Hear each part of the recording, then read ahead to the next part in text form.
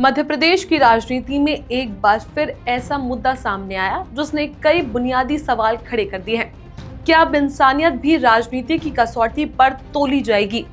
क्या किसी समुदाय के धार्मिक काम में साथ खड़ा होना अपराध बन चुका है? और क्या रमजान जैसे पाक महीने से पहले सिर्फ एक कैलेंडर बांटना भी आज सियासी साजिश कहलाने लग गया?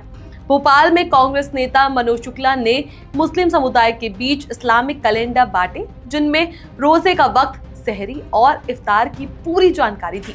लेकिन यही पहल बीजेपी और दक्षिणपंथी संगठनों को रास नहीं आई और देखते ही देखते इसे धर्म, राजनीति और वोट बैंक से जोड़ दिया गया। आखिर एक साधारण कैलेंडर पर इतना हंगामा क्यों?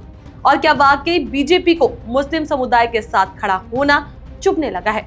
आज इसी पूरे विवाद को समझते हैं हम इस वीडियो में। नमस्कार, मेरा नाम है चेष्टा नागर और आप देख रहे हैं द हिंदी टॉक। मध्य प्रदेश में पिछले कुछ समय से लगातार देखा जा रहा है कि धार्मिक पहचान के नाम पर अल्पसंख्यकों को बार बार निशाना बनाया जा रहा है। कभी त्योहारों को लेकर विवाद खड़े किए जाते हैं, कभी खान पान पर हमले होते हैं और कभी धार्मिक स्थलों को लेकर माहौल गरमाया जाता है। इसी कड़ी में अब रमजान से पहले इस्लामिक कैलेंडर भी विवाद का कारण बन गया है।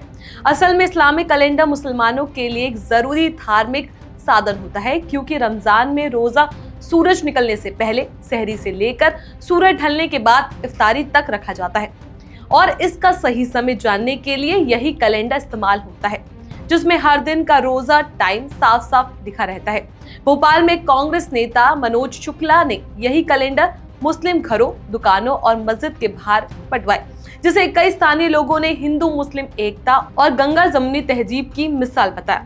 भोपाल के रहने वाले जमशेद आलम कहते हैं कि उनके घर में भी एक कैलेंडर लगाया है, जिसे रोजा रखने में सुविधा होती है और इसमें कोई बुराई नहीं, बल्कि ये समाज को जोड़ने का काम है। लेकिन यहीं से बीजेपी और हिंदूवादी संगठनों को दिक्कत शुरू हो गई।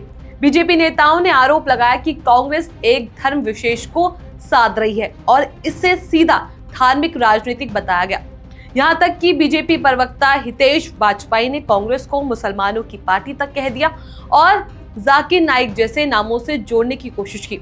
सवाल ये है कि क्या रमजान का कैलेंडर बांटना देश विरोधी काम हो गया? और क्या सिर्फ मुस्लिम समुदाय के साथ खड़ा होना बीजेपी की राजनीति को इतना खटकने लग गया?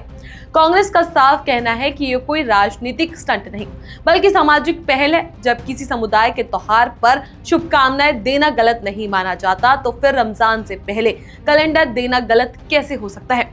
राजनीतिक जानकारों का मानना है कि बीजेपी की असली परेशानी ये है कि कोई नेता खुले तौर पर मुस्लिम समुदाय के साथ खड़ा दिखाई दे रहा है, क्योंकि आज की राजनीति में मुसलमानों के नाम पर या तो डर दिखाया जाता है या उन्हें शक की नजर से देखा जाता है। और मनोज शुक्ला का एक कदम उसी सोच को सीधे चुनौती देता है। यहाँ सबसे बड़ा सवाल बीजेपी की उस राजनीति पर उठता है जो हर सामाजिक और मानवीय पहल को धर्म के चश्मे से देखकर तुरंत नफरत की बहस में बदल देती है। अगर किसी हिंदू धर्म पर नेता पूजा में शामिल हो, मिठाई बांटे या धार्मिक कैलेंडर छपवाए, तो उससे संस्कृति, परंपरा और आस्था का सम्मान बताया जाता है। लेकिन जैसे ही कोई नेता मुस्लिम समुदाय की किसी धार्मिक जरूरत में साथ खड़ा दिखाई देता है, वहीं अचानक तुष्टीकरण और वोट बैंक की राजनीति बन जाती है। क्या बीजेपी ये मान चुकी है कि मुसलमानों के साथ खड़ा होना अपने आप में अपराध है? क्या रमजान जैसे पाक महीने से पहले एक साधारण सा कैलेंडर बांटना भी अब राष्ट्रीय विरोधी गतिविधि हो गई है? दरअसल ये विवाद कैलेंडर का नहीं, बल्कि उस डर का है जो बीजेपी की राजनीति में गहराई से बैठ चुका है। डर इस बात का कि अगर समाज में भाईचारा मजबूत होगा, अगर हिंदू मुस्लिम एकता की तस्वीर सामने आएगी, तो नफरत और ध्रुवीकरण पर टिकी राजनीति कमजोर पड़ जाएगी।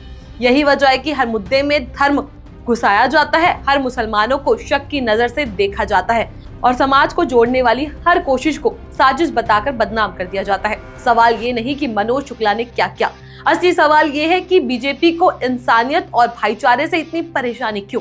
तो मामला बिल्कुल साफ है। एक तरफ मुस्लिम समुदाय के साथ खुलकर खड़े नजर आते मनोज शुक्ला और दूसरी तरफ बीजेपी, जिसे रमजान से पहले एक कैलेंडर भी राजनीति लगता है।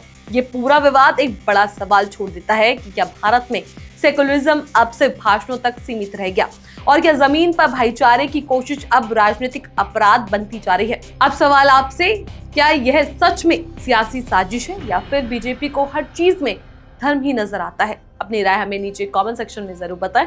ऐसी और भी वीडियोस के लिए आप हमारे चैनल द हिंदी टॉप को सब्सक्राइब कर लें। इसके अलावा आप हमें एक्स, फेसबुक और इंस्टाग्राम पर भी फॉलो कर सकते हैं।